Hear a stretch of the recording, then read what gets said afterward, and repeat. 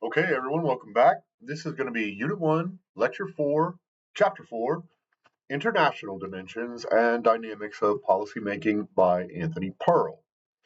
I really like this stuff. I think we're learning more and more that these international constraints are having an effect on domestic policymakers across the planet.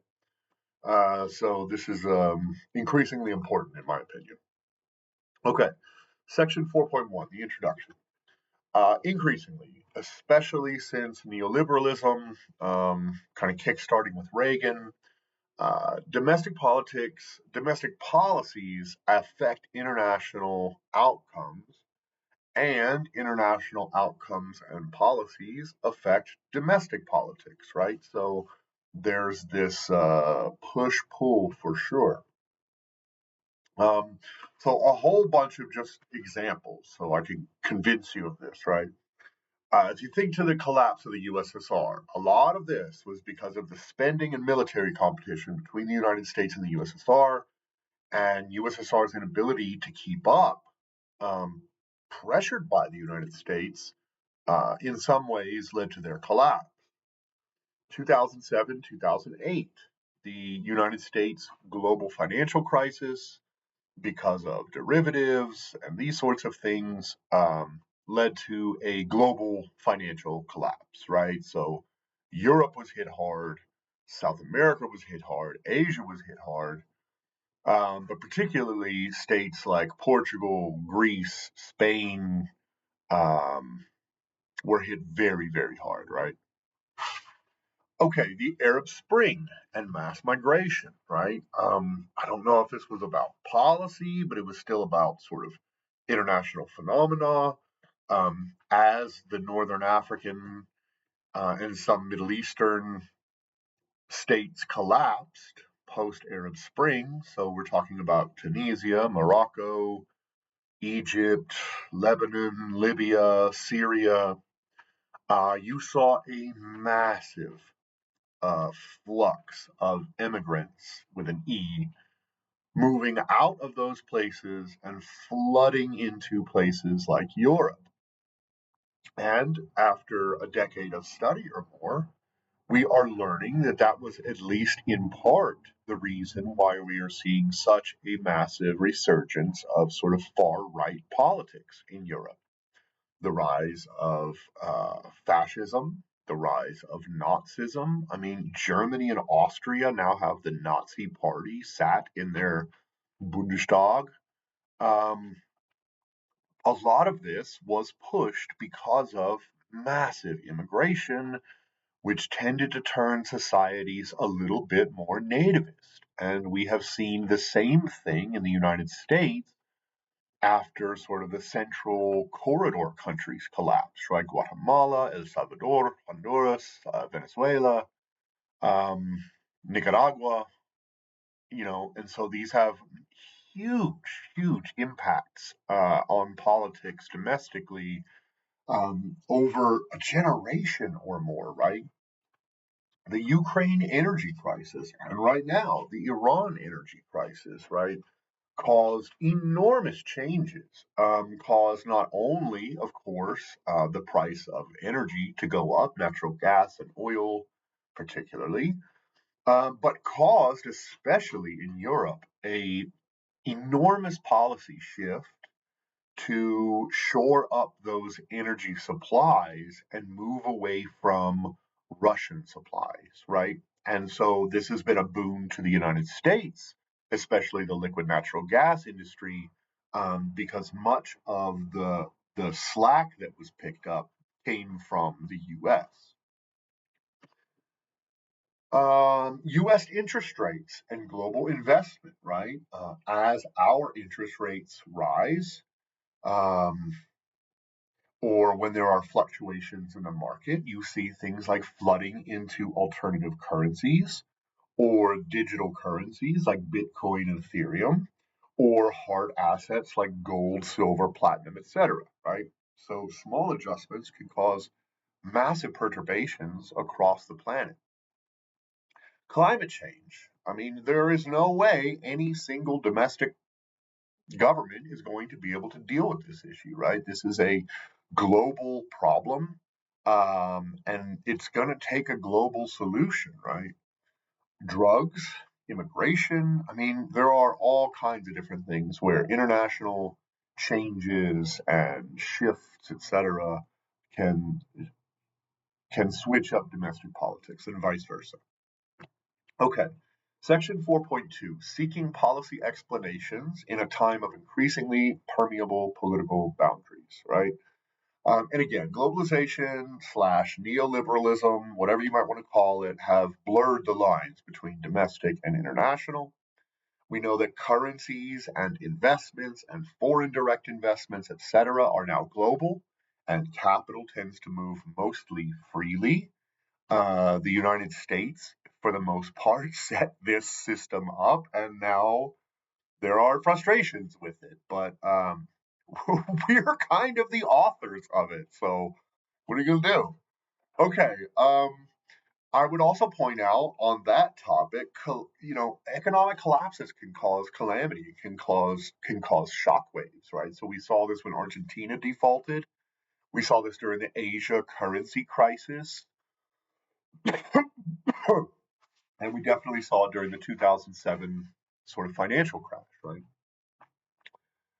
Just an important definition here that we're not going to talk too much about now, but it is important in the next chapter, I believe, is uh, policy communities, right?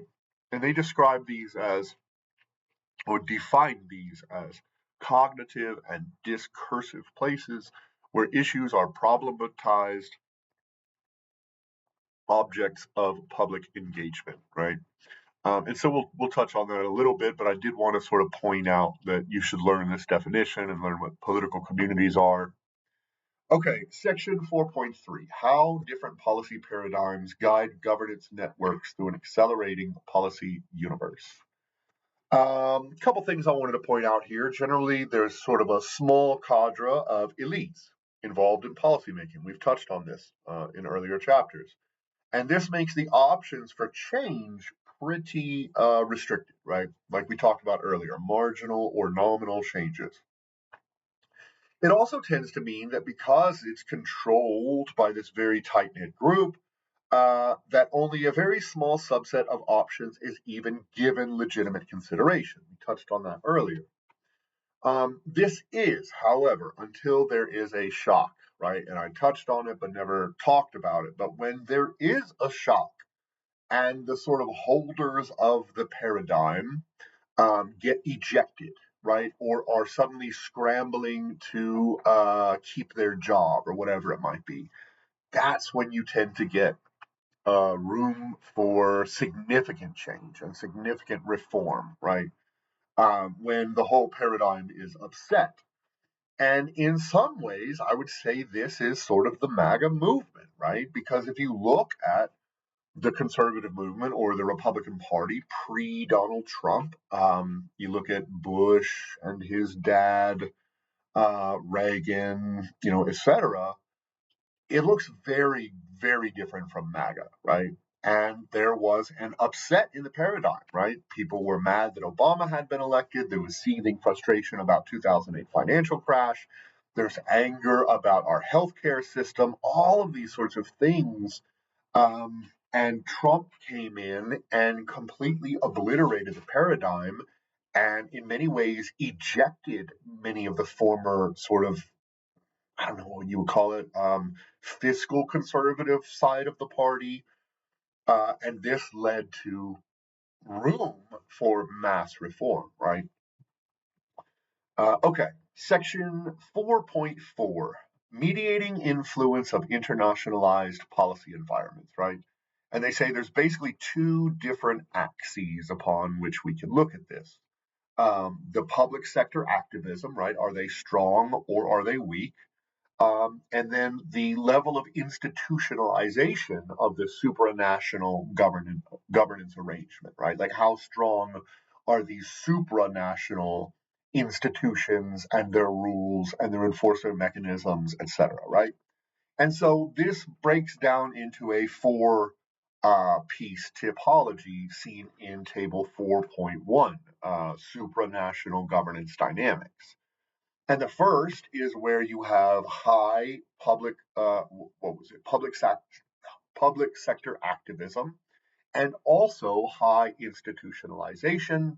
You tend to get cases of multi-level governance, right? And so the EU is a very great example on this. Um, you could argue that this is sort of how federalism works in the United States, right? Like you have high public sector activism, you have high institutionalization of the federal government and the state governments. I know it's not supranational, right? But it's a nice analogy. Okay, typology number two, high public sector activism, low supranational institutionalization. You tend to get what's called the intergovernmental negotiation phase, right, or subset. And this is where domestic governments tend to be very strong, and they will push their own policies onto the supranational organization, right? And climate change is a good example of this, where the sort of UN, the COPs, and the UN Organization for Climate Change and all of these sorts of things, they're pretty weak institutions, let's be real. And what we see is domestic actors pushing their agendas on to the supranational organization. And you have basically a split between the highly developed countries and the lowly developed countries, generally um, trying to push different visions. Okay. The third subtype, right, is where you have low public sector activism and high supranational or institutionalization. And this is what we refer to as sort of self regulatory or private regimes, right? And these are, in many ways, economic markets, right? These are bond markets, equity markets, derivative markets, where in many ways the supranational organizations just back the fuck off, and they just let these organizations and the institutions that are inside of them set their own rules. And so this is, the biggest banking corporations on earth, the insurance corporations, these sorts of things kind of get to set their own rules. And their quote says, important roles in policy domains that experience the greatest volume and velocity of global interchange have become the epicenter of governance in important elements of the architecture of globalization, such as financial transactions that reach across borders of most states and create new norms of behavior and obligation, right? Okay, and a lot of this is because the the government, the people who run the domestic governments and their citizens, right? The what is this public sector activism is low because they just don't know how these things work. They are worried about, if I put these rules on, what could the negative externalities be? Could it cripple the world economy? These sorts of things. And so, in general, they just don't get involved. Okay. The final subtype is where public sector activism is low, institutional, supranational institutionalization is also low, and this is what we call loose couplings, right? And these are defined largely by the absence of institutionalized structures and the lack of any obvious delegation of public authority. And there are a couple different realms. One is new technology, right? We just don't know enough about it. There are no rules yet, right? And so you get a loose coupling. And the other is science and research, where there are really no overarching supranational organizations. There's simply a give and take between scientists, organizations, research firms, all of this sort of stuff. So fascinating typology. Okay, that is the end of not class unit one, but the book unit one. And so we will come back for part two, conceptualizing public policy making, starting with chapter five. So thank you all again for being here, and I'll see you shortly.